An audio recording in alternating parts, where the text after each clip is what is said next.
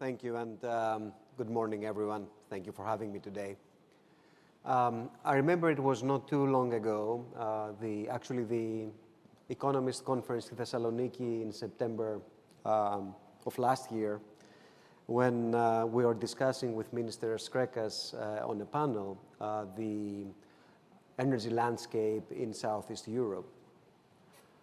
And I stressed the importance of the ability to import LNG, maritime transportation of natural gas in the form of liquefied gas, because already prices were quite high, and effectively, if you want LNG transportation, maritime transportation, or the floating pipeline, was a good way to diversify away from pipeline gas. There are the examples. At the time, there were the examples of Lithuania, Poland, and of course Greece, which has diversified away from pipeline gas, has created the necessary infrastructure, and managed to achieve better energy prices by simply having that option on the table. I never thought, of course, that we would be here today and discussing, in a way, the same issue, but with different urgency and with a tragic backdrop of the Russian invasion in Ukraine. So today, more than ever, I think the importance of LNG, the ability to, of course, the maritime transportation and the import infrastructure, that is regasification, storage, and pipeline interconnectivity. I think it's today is more important than ever if we want to achieve energy independence and to wean Europe off from Russian gas. And if you look at last month, it was the first time that US LNG imports surpassed Russian gas imports. And this is only achievable through exactly the same means, that is LNG carriers and the necessary infrastructure. The question is, where do we go from here? And because we have two important infrastructure bottlenecks. The first one is the supply of LNG.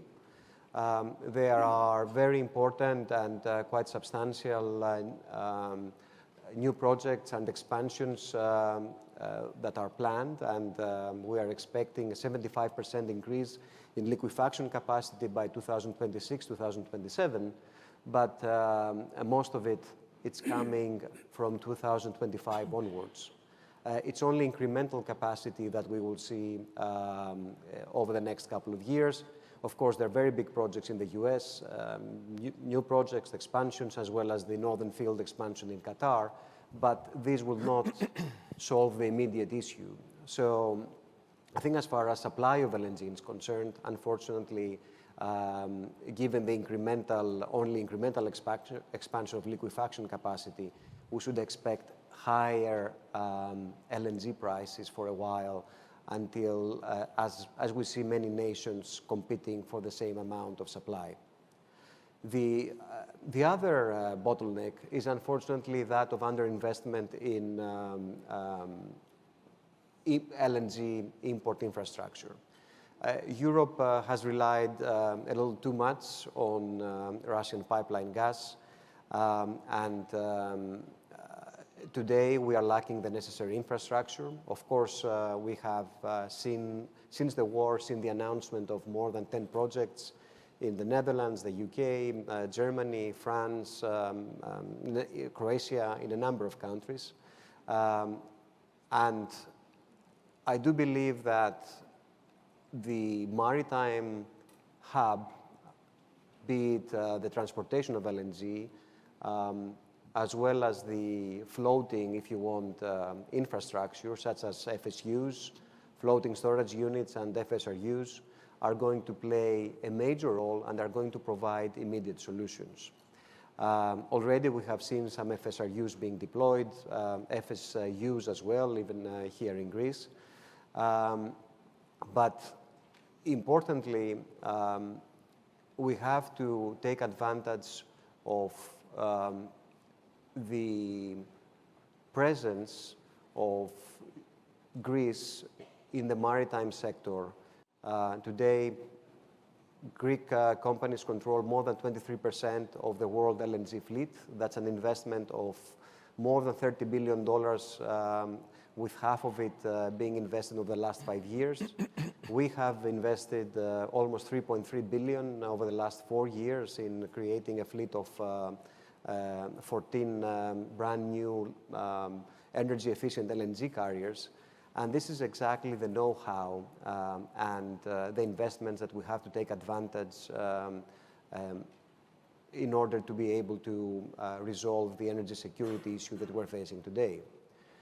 Just as a mental exercise, imagine if that fraction of the fleet, say a quarter of the global LNG fleet, was controlled by Russia and/or China.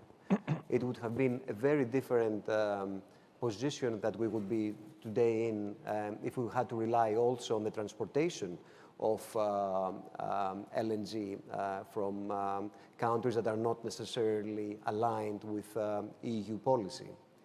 So I think we should take advantage of the maritime sector, which is very strong here in Greece, and of course the related know-how also in terms of floating infrastructure. And that also comes with an additional advantage. We don't have to spend billions on onshore infrastructure when we are not sure how the future will look like in terms of use of alternative fuels. Floating infrastructure, as well as LNG transportation, gives you more flexibility until we have visibility with regard to energy transition and net zero. So I think given all these advantages, and since we have this industry here at our doorsteps, we should make good use of it.